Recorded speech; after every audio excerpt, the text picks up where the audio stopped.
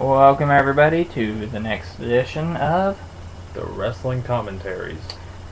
I'm Travis, this is John. And we are live on the SquaredCircle101 channel.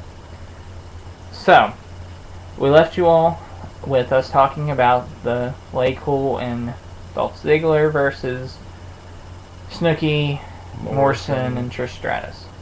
So John, I'll be right back. Go ahead and say what you're going to say. Well, basically on our last edition, I said everything I needed to about what I think could happen. I said I think it could be good for Morrison and Ziggler because people will pay attention to what happens in that match, but it could happen. I'm not saying it will. It might not even be likely to happen, but anyway, I'm just going with what could happen, you know. And if it does happen, thank God. Anyway, on to other subjects. If you don't know, Sheamus is the new United States champion, and with a former champion, he gets his rematch, and Daniel Bryan is cashing in his rematch at WrestleMania. So, it's the rumored match that it'd be Daniel Bryan versus Sheamus for the United States title will happen, and it should be a spectacle. Isn't that right, Travis? Yeah. I think he has great potential, and I think he could possibly steal the show. Especially with, other than maybe Undertaker Triple H, it's not really got that strong of a competition. Plus, Triple H is going to have to carry that match because Undertaker's not at 100%. Yeah, that's true. I'm sure he can still work a pretty good match, though. He's the Undertaker. Yeah. So what else is supposed to happen at Mania? Obviously, The Rock's going to be the guest host. What do you think about that? Great decision by WWE to bring him in. I love it. I mean, who else could they get? Who else would even make sense? No penny. However, it would have been a little bit more deeper meaning if it was for next year's. I mean. Oh yeah. Well, The Rock will probably get inducted next year. So yeah, he'll probably make some sort of appearance. Yeah. Let's talk about something that we surprisingly have not brought up yet. Okay. Michael Cole versus Jerry Lawler. Oh yeah, yeah. That's kind of forgettable because I think we all want to forget the fact that the announcers are facing each other. Yeah, that's true. Even though one's a legendary wrestler, the other, former war correspondent. I mean, there's nothing wrong with being a war correspondent. No, but he's not really the guy to draw people in for a WrestleMania match. Yeah, you gotta love his shenanigans with Jack Swagger, though. Yeah, they are funny. Running around the ring like stupid eagles or something. I thought they did okay with the JR thing, too. They didn't go too far, and I thought that was good. Yeah, at least they didn't pull an Ed Ferreira and talk about his medical condition. Yeah, that was... The closest they went is I think they stuffed a couple cotton balls in his mouth, but that was about it. I think that was more to symbolize a dip of chaw on his gums or something. Yeah. I thought it was funny they did a product placement though with his barbecue sauce. That was cool. JR's barbecue. Which I have heard is really good.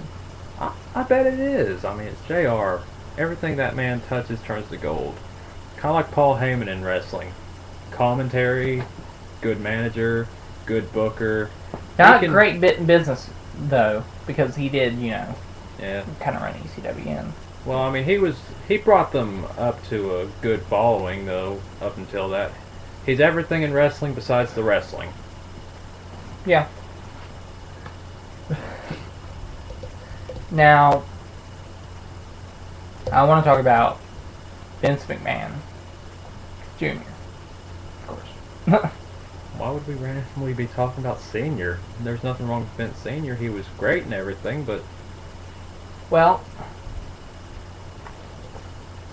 he did, start the whole WWF. Me and my brother once had a conversation about who the greatest what's the word, promoter in wrestling history is.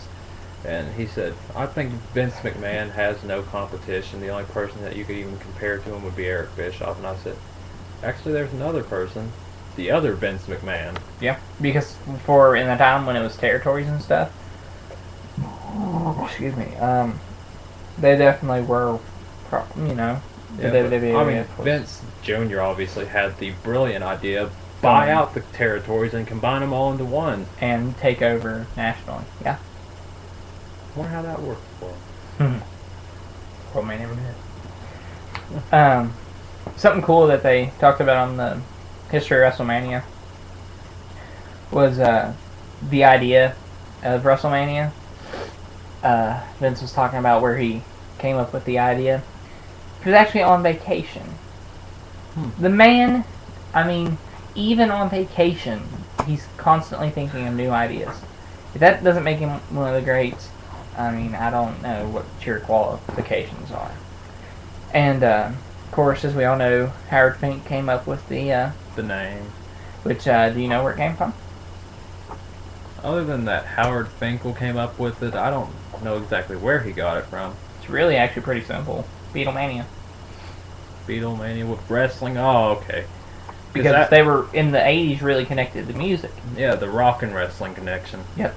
And he brought it up to Vince and talked about how, you know, the Beatles had Beatlemania. Well, let's do a WrestleMania. Just neat little things like that. I love, you know, little things like that. Speaking of how you brought up that Vince was on vacation when he came up with it, you want to know an interesting fact? Yep. Jeff Jarrett was on a fishing trip when he came up with the idea for TNA. Really? Yeah, they were talking about him and his father or somebody else was with them, and they were talking about opening a new wrestling conversation. It was just fishing talk. Right. Like, what if a new wrestling promotion came out? And somehow, that's how TNA came to be. And He bought out NWA, didn't he? And they were partners with them for the first couple years, but after that they branched out. Yeah. NWA is actually still around. They've just gone under the radar in years. That's why TNA lost the NWA belt, because NWA didn't want to affiliate themselves with them anymore. They wanted their titles back. I don't blame them. But anyway, you can say what you will about TNA, but you know, look what it's brought us. AJ Styles, Samoa Joe, Christopher Daniels. It allowed Kurt Angle's career to continue. I mean, he could have gone back to WWE and they would have signed him in an instant.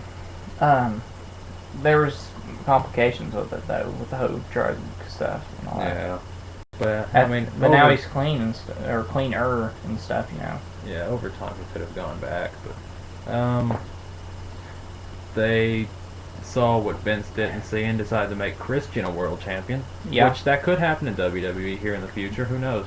Yeah. Hopefully. Christian's got a little bit more left in him than more than Edge. Oh yeah. Because Edge is going to be done really soon. Plus, Christian was never really injury prone. In fact, I think that I mean, he's had injuries before, but this recent injury on his shoulder or whatever it was the first time. Oh, pectoral muscle. Yeah. I think that was the first time he's had to actually go under surgery. Things like that impress the WWE. Yeah, that's why. That's one of the reasons why I think The Rock's put in such high regard is because he never got hurt. He was there night in, night out. Well, I mean, until he decided to make movies, but then he brought it via satellite.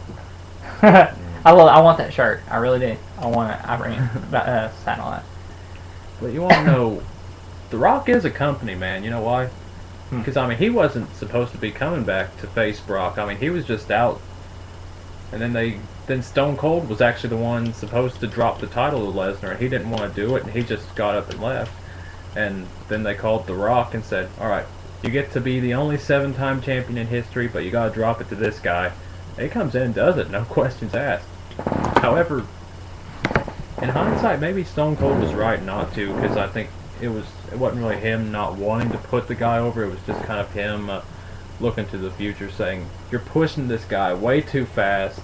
He hasn't been with the company that long. You're already pushing him to the top." I mean, it was believable because Brock freaking Lesnar can wrestle, and he's a huge powerhouse. Yeah. In fact, Big Show, believe it or not, Zach Gowen said he had a conversation with Big Show in an interview with Zach. He said he had a conversation with Big Show, and Big Show actually said Brock Lesnar is the strongest person he has stepped in the ring with. That's believable. I mean, I've never seen someone wrestle the Big Show the way Lesnar did. Because, I mean, he wrestled the Big Show like he was anybody else. Did all his suplexes, F5, everything. I think the closest, though, would be Cena. You would agree, at least? Closest. I mean, I would say Ezekiel Jackson probably takes it over I Cena. don't... He seems like he struggles when he lifts Show, though, you know? Like, you know how, like, his legs shudder a little bit. Yeah. Cena, when he lifts Show, it's just... Yeah. And then he just... Over the past years, he's gotten better at it, because when he first did the FU, he did the one where he had to, like, you know, fall with it. But now he, you know, does it just like everybody else and lifts them. Yeah. So, Wade Barrett was pretty impressive because that was impressive. Because Wade Barrett's not a big, jacked up muscle dude, which is probably one of the reasons why they like having him. Because, you know, it's good for imagery to have like guys that you can look at and obviously tell they're not on steroids. You know. Right. I mean, not saying Wade Barrett's any small guy or anything. Just Right. saying he's not like the huge, jacked up looking. Like Ezekiel Jackson. Yeah, I don't think Jackson's on steroids. He's older, so there's that's highly believable for him to have that muscle mass. Yeah. It's just weird because he has muscles and weird. Could have been a places. bodybuilder or something. Yeah, but I mean, bodybuilders, a lot of them use steroids. A lot of those bodybuilders really don't even lift that much. It's just from repetition of lifting weights. So if that's the case, then maybe Ezekiel Jackson's not that strong. I mean, he's strong enough to slam Big Show, and he suplexed Big Show. Yeah. And he held Big Show up there for that suplex for a little while. But, I mean, I gotta tell you, it was impressive when Lesnar, like, I'm not talking about the superplex, but he, Right. Judgment Day 2003 in their stretcher match, actually suplexed Lesnar, and it just looked smooth when he did it. And we're coming up to that mark, Travis, so... Anything else you want to throw in there? I just thought we shouldn't just make this talk about how strong Lesnar is video, because we've had a lot of those in the past.